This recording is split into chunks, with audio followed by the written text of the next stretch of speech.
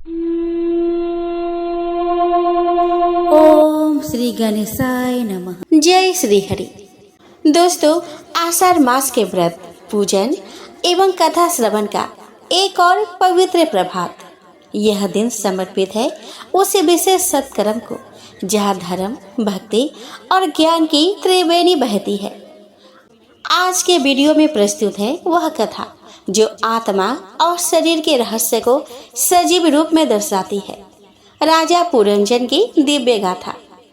आषाढ़ मास के पुण्य परंपरा का एक और पावन चरण जहाँ कथा का दृश्य विस्तार पाता है।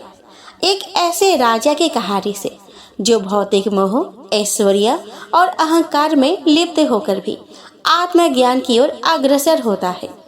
यह है राजा पुरंजन की कथा जो नारद जी द्वारा युधिष्ठिर को सुनाई गई थी।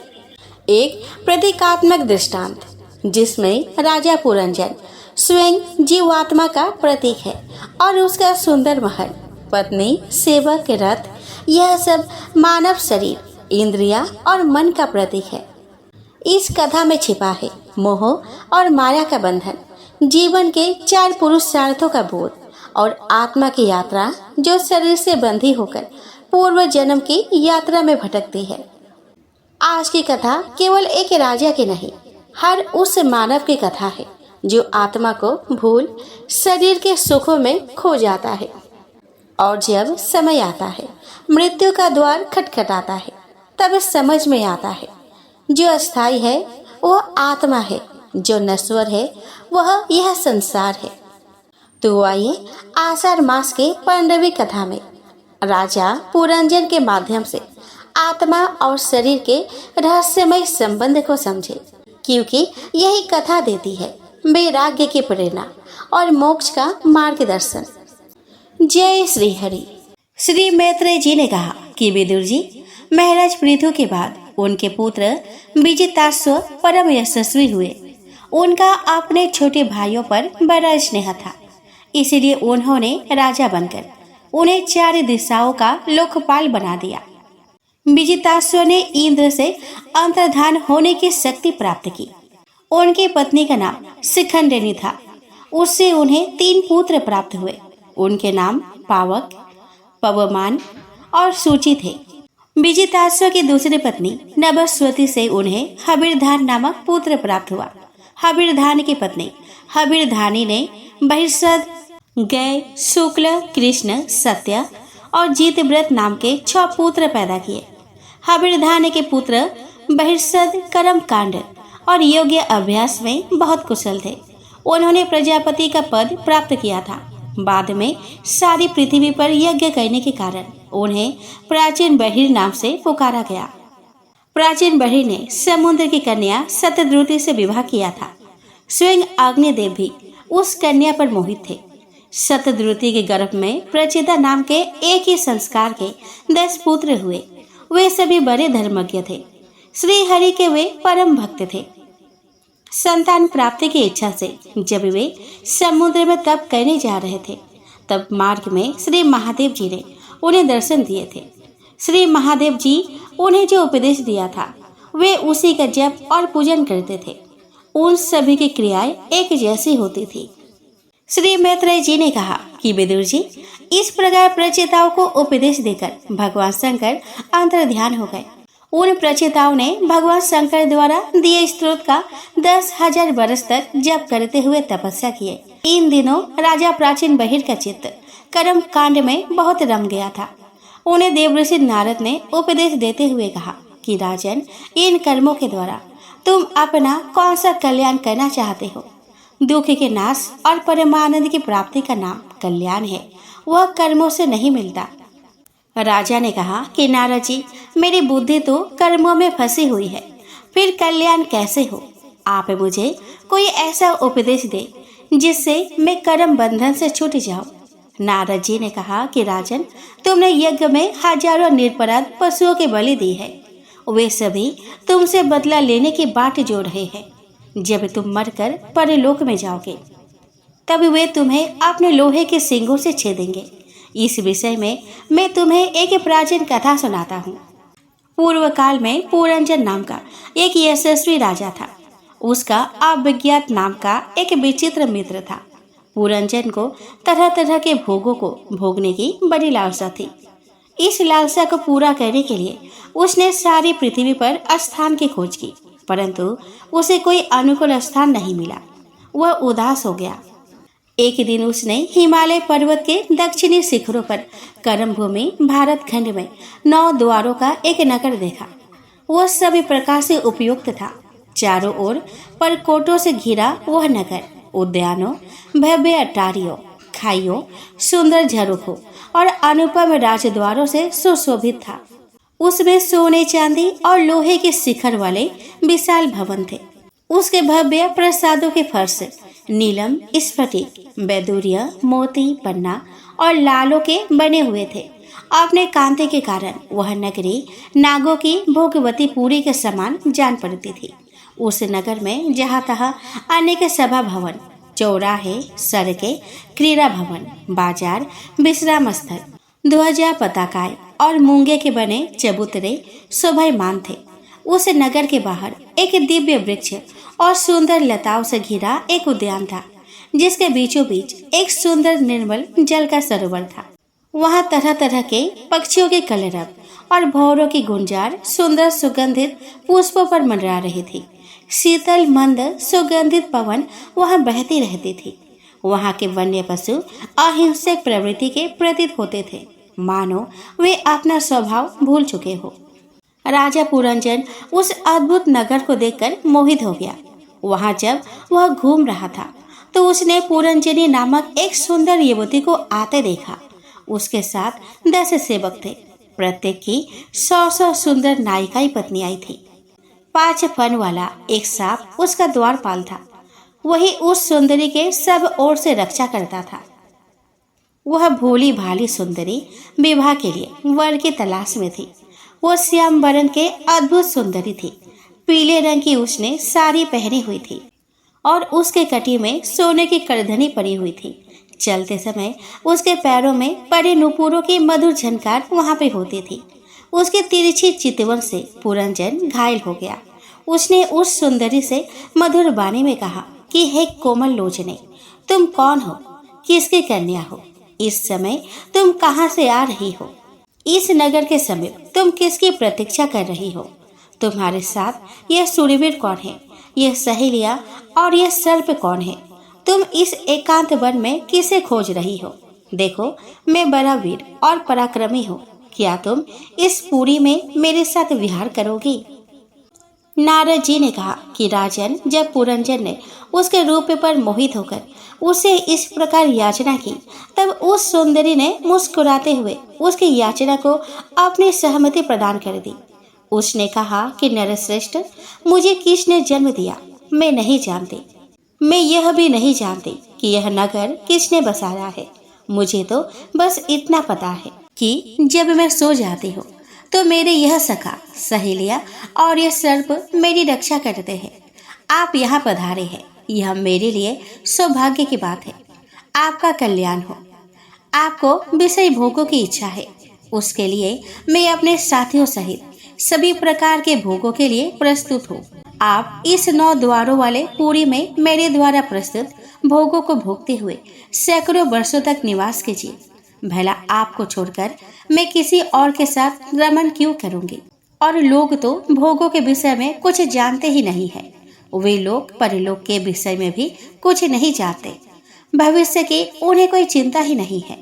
इस लोक के गृहस्थ आश्रम में ही धर्म, अर्थ, काम, मोक्ष, संतान सुख, सुयश और स्वर्ग जैसे दिव्य लोकों की प्राप्ति हो सकती है। संसार का जिन्होंने त्याग कर दिया है, वे वैरागी लोग तो इस सुख की कल्पना भी नहीं कर सकते। हे वीर शिरोमणि, इस लोक में मेरी जैसी सुंदरी भला कहाँ मिलेगी? महाबाहो, मेरा हृदय आपके बाहों में आने के लिए मचल रहा है। आइए, मुझे अपने बाहों में भर लीजिए। राजन, इस सुंदरी के ऐसे वचन सुनकर राजा पुरंजन ने उसे अपने बाहों में भर लिया और 100 वर्ष तक उस पुरी में रहकर भौतिक आनंद भोगा। गायक राजा की यश कीर्ति गाया करते थे। राजा पूरी तरह से उस सुंदरी के वश में था। वह अपनी इच्छा से कोई कार्य नहीं कर पाता था। जैसा वह सुंदरी कहती वैसा ही वह करता था। वह गाती तो वह भी गाता, वह हंसते तो वह भी हंसता, वह रोती तो वह भी रोता, वह दौड़ती तो वह भी दौड़ने लगता, वह सोती तो वह भी सो जाता, वह खड़ी होती या बैठती तो वह भी खड़ा होता और बैठ जाता। कहने का आशय यही कि वह जो भी काम करती वह भी करता, वह पूरी तरह उसके अधीन हो गया था। इस प्रकार राजा पुरंजन उस सुंदरी के द्वारा पूरी तरह ठगा गया था। वह मूर्ख इच्छा न होने पर भी पाले हुए बंदर के समान उसका अनुकरण करता रहता था। श्री नारद जी ने कहा कि एक दिन राजा पुरंजन, जिसके लिए अपने प्रिय को क्षण भर के लिए भी छोड़ना कठिन था, आखेट के लिए वन में गया और आखेट करने लगा। उस समय उसका हृदय बड़ा कठोर हो गया था और उसके मन में रति भर भी दया नहीं रह गई थी। उसने अनेक वन्य पशुओं का अपने पैने बाणों से वध कर डाला, जबकि उनका कोई दोष भी नहीं था। शास्त्रों में इस प्रकार की हिंसा वृत्ति भी यद्यपि रोके का विधान है, पर उस समय वह पूरी तरह निर्दयी और मांसाहारी हो रहा था। उसके इस प्रकार के निर्दयी व्यवहार से दयालु पुरुष को बहुत दुख हुआ, किंतु वे उससे कुछ भी नहीं कह सके। काफी समय बाद जब पुरंजन थक गया तो भूखे प्यास से व्याकुल होकर वह अपने महल लौट आया। वह उसने स्नान आदि करके अपने थकान को मिटाया। थकान मिटाकर वह कुछ तरोताजा हुआ तो उसे अपने प्रिया की याद आई। वह उसे ढूंढने लगा, लेकिन वह उसे कहीं दिखाई नहीं दी। सारे महल में खोजने पर भी जब वह उसे कहीं दिखाई नहीं दी तो वह महल के परिचारिकाओं से और उसके सखियों से पूछने लगा कि वह सुंदरी कहाँ है, जो सदैव उसके विवेक को जगाए रखती थी। बिना प्रिया के तो वह घर सूना लग रहा है। उन स्त्रियों ने पुरंजन से कहा कि न जाने उनके प्रिया को आज क्या हो गया है, जो वे बिना श्रृंगार के अस्त व्यस्त दशा में सैया के जगह जमीन पर पड़ी है। अपने स्त्री को धरती पर पड़े देखकर पुरंजन अत्यंत व्याकुल हो गया। उसने अपने प्रिया के पास बैठकर उसे प्रेम पूर्वक समझाने का प्रयास किया और उससे इस प्रकार पड़े रहने का कारण पूछा, पर वह कुछ नहीं बोली और उसी तरह पड़ी रही। पुरंजन के बार बार मनाने पर भी उसने अपना मुंह उठाकर उसकी ओर नहीं देखा।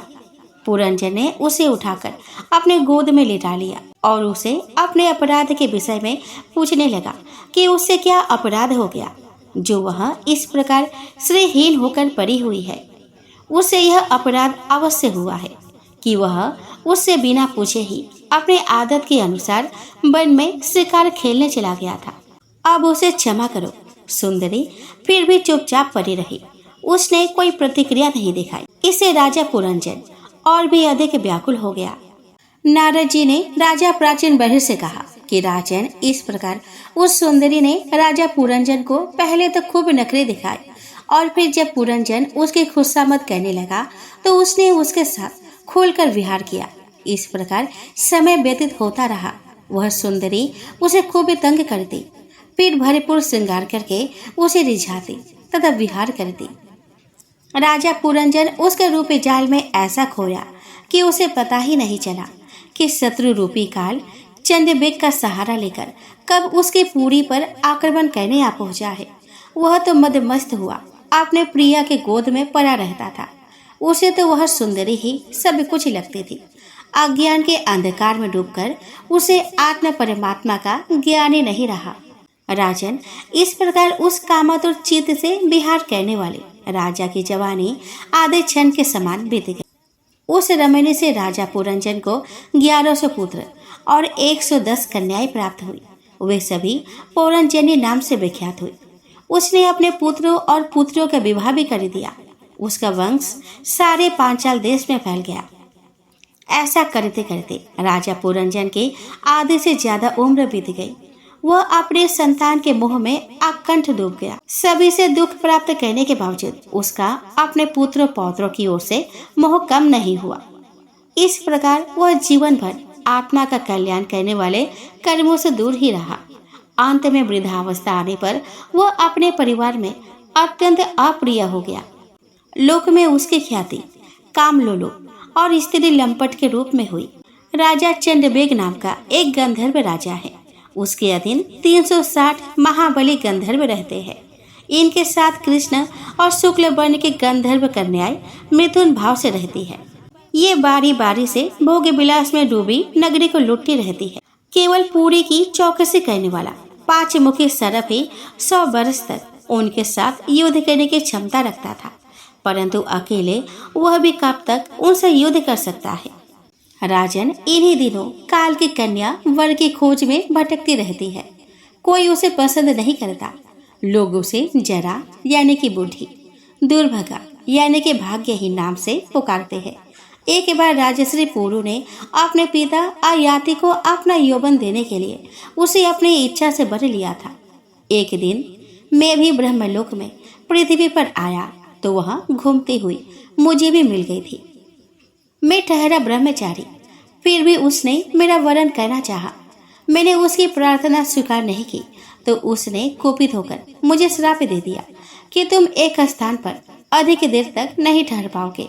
तभी से मैं त्रिलोकी में भटकता रहता हूँ।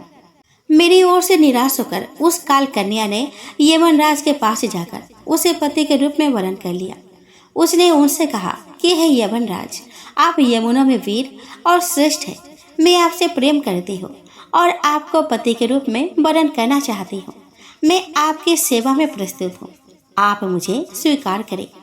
काल कन्या की बात सुनकर यमनराज भय से उससे इस प्रकार कहा कि हे देवी, तुम सभी का अनिष्ट करने वाली हो, इसीलिए लोग तुम्हें स्वीकार नहीं करते। मैं तुझसे विवाह करूंगा। तुम कर्मों में लिप्त इस लोक को जी भर कर भोगो। मेरी सेना के साथ तुम सारी प्रजा का विनाश करने में समर्थ होगी। कोई भी तुम्हारा सामना नहीं कर पाएगा। ऐसा कहकर भय ने काल कन्या से विवाह कर लिया और उसकी सेना ने जीवों के मध्य भारी तबाही मचाने प्रारंभ कर दी थी। नारद जी ने कहा कि राजन, एक बार काल कन्या ने बड़े वेग से बूढ़े सांप से सुरक्षित पुरंजन की नगरी को घेरकर उस पर आक्रमण कर दिया। वह अपने पति भय के साथ उस पुरी में प्रवेश कर भारी तबाही मचाने लगी। पुरंजन को अनेक कलशों में घिरा देखकर उसकी सुंदरी रमणी ने भी उसे किनारा कर लिया। काल कन्या के आलिंगन से पुरंजन की सारी स्त्री नष्ट हो गई और अत्याधिक विषयों में लीन रहने के कारण उसकी दशा बहुत दिन हो गई। उसका विवेक नष्ट हो गया। गंधर्व और यमुनों ने उसका सारा ऐश्वर्य लूट लिया। यह देखकर पांचाल नरेश पुरंजन गहरी चिंता में डूब गया, क्योंकि उसे काल कन्या के आगोश में पड़ा देख सभी उससे किनारा करने लगे थे और उसका अनादर करने लगे थे। उसका नगर धू धू कर जल रहा था। हर तरफ विनाश ही विनाश दिखाई पड़ रहा था। उसका रक्षक बूढ़ा सर्प भी मुंह छुपाए एक और डुबका पड़ा था। कोई उसके सहायता को उसके पास दिखाई नहीं पड़ रहा था। अपने नगर को काल कन्या के हाथों में पड़ा देखकर वह रोने लगा। अब वह पूरी तरह से असहाय हो चुका था। उसने सोचा कि स्त्री के मोह पास में बंद कर उसने अपना सर्वनाश कर लिया है, परंतु अब पछताने से क्या होना था जब चिड़िया चुग गई खेत। वह अभी मोह में फंसा यह सोच रहा था कि जब वह परलोक को चला जाएगा तब उसकी प्रिय पत्नी का क्या होगा, वो कैसे अपना निर्वाह करेगी। उसे अपने बाल बच्चों की चिंता भी खाई जा रही थी। मेरे चले जाने के बाद मेरे सहारे रहने वाले मेरे यह पुत्र, पुत्री, पौत्र, नाती कैसे अपना जीवन चला पाएंगे? कौन उसकी देखभाल करेगा?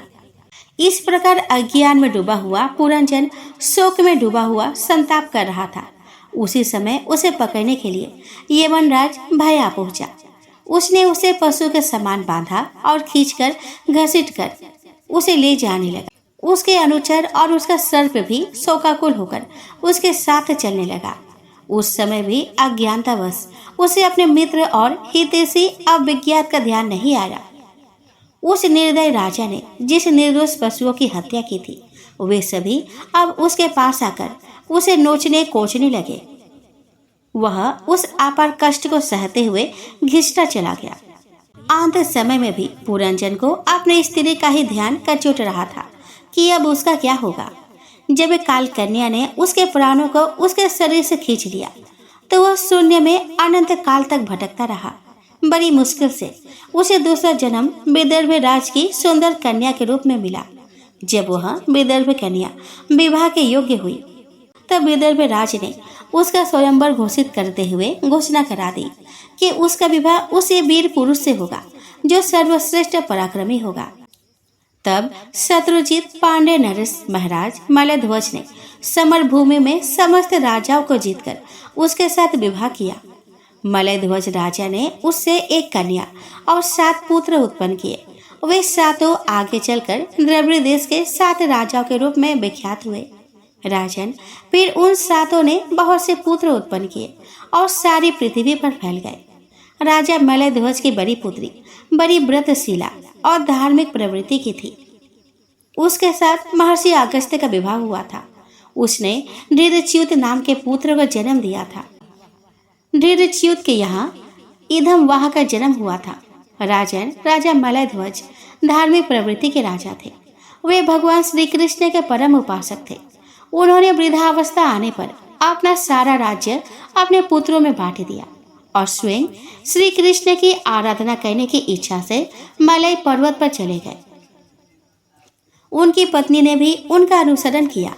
वहां चंद्रवसा, ताम्रपर्णी और बटोदका नाम की 3 नदियां बहती थी।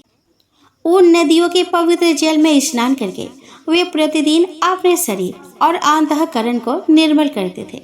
कंदमूल, बीज, फल, फूल, पत्ते, तृण आदि खाकर वे शीतल जल से ही अपनी क्षुधा शांत करते थे। वहां रहकर उन्होंने कठोर तप किया।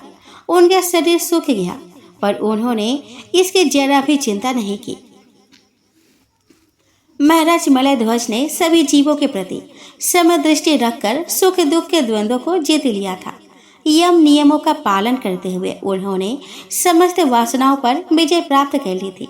वे 100 दिव्य वर्षों तक एक ही स्थान पर बैठकर ब्रह्म भाव से श्री कृष्ण की आराधना करते रहे थे। उन्होंने अपनी साधना से अपने आत्मा में भी श्री कृष्ण के स्वरूप के दर्शन किए और श्री कृष्ण में अपनी आत्मा को स्थित देखा। आत्मा परमात्मा के इस अभिन्न योग से उनके सारे भेद शांत हो गए। उधर उनकी पत्नी भी पूर्ण भक्ति भाव से पति की सेवा में रत रहती थी। उसे अपने खाने पीने, पहनने ओढ़ने और अपने किसी निजी कार्य की जरा भी चिंता नहीं रहती थी। वह पूरी तरह से अपने पति में भक्ति भाव से लीन रहती थी। उनकी सेवा करना ही उनका धर्म था। योग समाधि की स्थिति में जब उसके पति परलोकगामी हो गए तब भी वह उन्हीं के पास बैठी रही। कुछ समय उपरांत जब उसे पति के देह वासन का पता चला तो वह व्याकुल हो उठी। उस निर्जन वन में अपने को अकेले और असहाय पाकर वह व्याकुल होकर रोने लगी। जब कोई भी उसकी सहायता को वह नहीं आया तो उसने स्वयं ही लकड़ियां एकत्र कर चिता तैयार की। अपने पति का दाह संस्कार करने के लिए उसने स्वयं ही उनका शव चिता पर रखा और अग्नि प्रज्वलित करके चिता में आग लगा दी। जब चिता धू धू कर जलने लगी तो वह सती होने के लिए स्वयं भी चिता में प्रवेश करने के लिए आगे बढ़ी। उसी समय एक आत्मज्ञानी ब्राह्मण ने आकर उसे चिता में प्रवेश करने से रोका। ब्राह्मण ने कहा कि हे देवी, तुम कौन हो और किसकी पुत्री हो और जिसके लिए तू शोक करती हुई इस चिता में प्रवेश करने जा रही हो, वह तेरा कौन है? क्या तूने मुझे नहीं पहचाना? मैं पूर्व जन्म का तेरा मित्र अविज्ञात हूँ। उस समय भोग विलास में पड़कर तुम मुझे भूल गए थे। उससे भी पूर्व मैं और तुम मानसरोवर के हंस थे और परस्पर मित्र थे। हम दोनों सहस्रों वर्षों तक एक ही स्थान पर रहे थे, परंतु विषय वासनाओं के आवेग में तुमने मेरा साथ छोड़ दिया।